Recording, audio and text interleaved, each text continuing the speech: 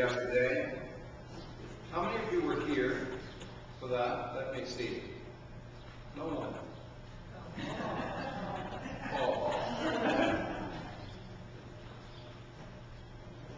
We heard one of the best sermons that's been preached in this church and since I've been here. Scott Donofrey preached. He preached a sermon to the couple. And as has happened so often before, during the time when we were privileged to have Scott as an unofficial associate pastor here, when he got finished with the meditation, there wasn't much left to say except that was really great. I had started the wedding service with the words of the formal service. Dearly beloved, we are gathered here, so on. Scott stood up to give a few words of address to the couple before the time when I was supposed to give the address to the couple. And he said, "Dearly beloved." And he said, "I've always wanted to say that." And then he gave us a meditation on dearly beloved. That we were dearly beloved of God. And he spoke of God's love and grace very movingly, very wonderfully, very sincerely. As you know, all of you who've heard him preach, he has a great gift for preaching. He's a far better preacher than I ever was or will be. He is a preacher. And then he spoke of the love which the couple had showed to the people there by inviting them. The invitations, he said, which were delivered flawlessly and on time by the United States Postal Service. He hasn't lost his gift for humor.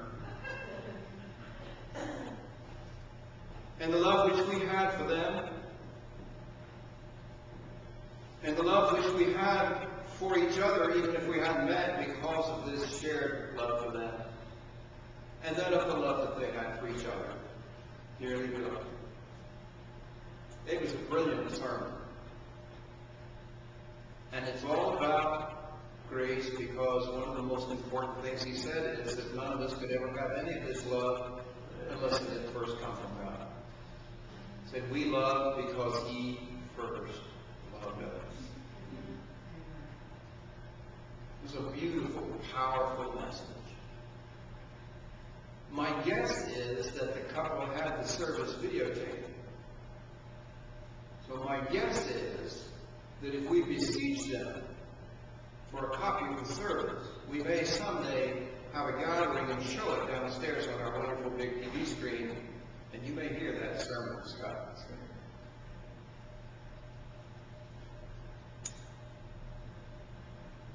And I hope God pushes him out of the postal service and into a church where he belongs.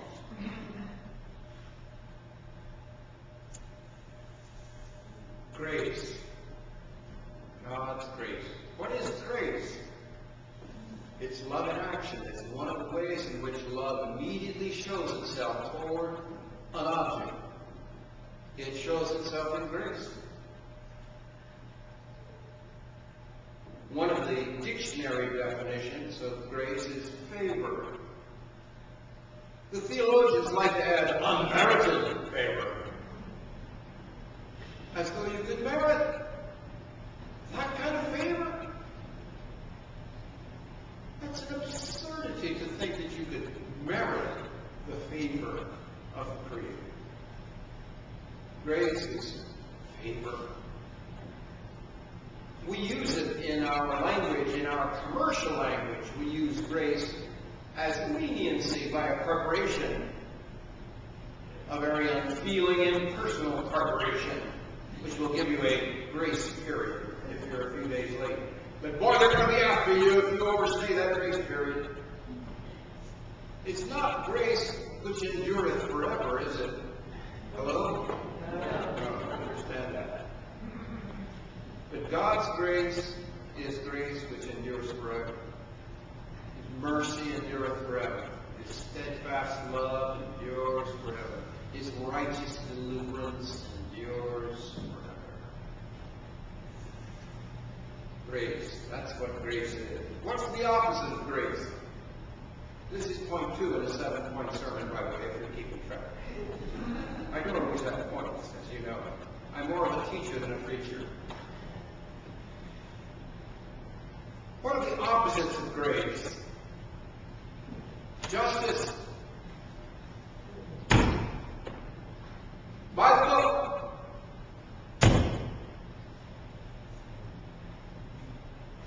Payback time.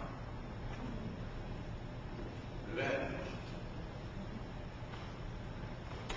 These are all directly opposed to grace, and there's not an atom of them in the heart of God. Not an atom. Not a trace, not a hint. The heart of God is the heart of grace. Love. That's who God is. It's not just what He does occasionally. It's who He is. God is love.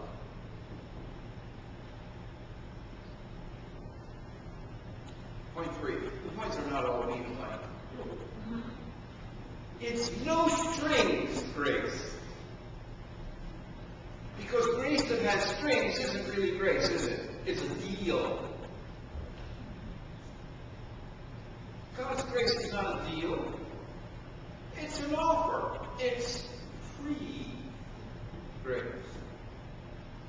No strings grace. It's not grace to you if you do this, before or after.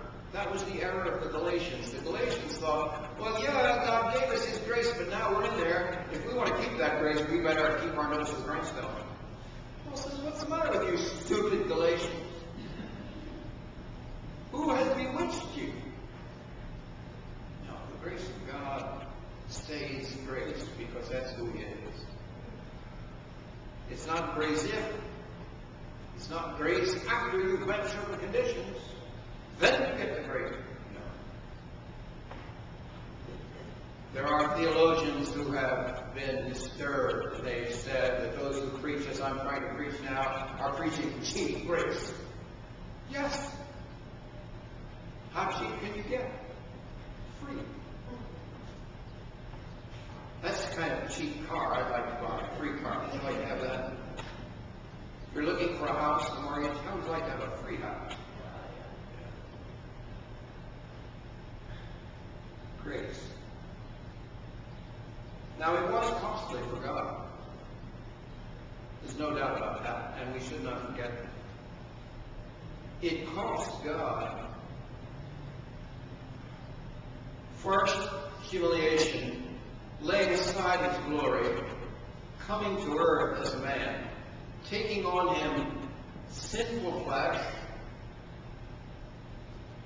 allowing Himself to be ignored and mocked. He's the King of kings and Lord of lords and the Creator of the universe. All things were made by Him. Without Him was not anything made that was made. And then He became flesh and dwelt among us.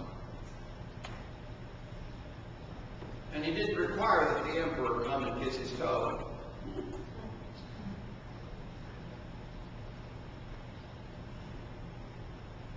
Yes, it cost Him first that. And that's part of His love. So you might say, well, that didn't cost Him anything. That's just the way He is. Well, yes, it is the way He is. But you see, we were against Him. First of all, we didn't believe Him. We didn't trust Him. That goes back to Adam. We believed anybody else. Anybody who lies about God, we're more likely to believe than believe God. So we're constantly calling Him a liar, when it's the father of lies who's lying about Him. And He's telling the truth, and He is the truth.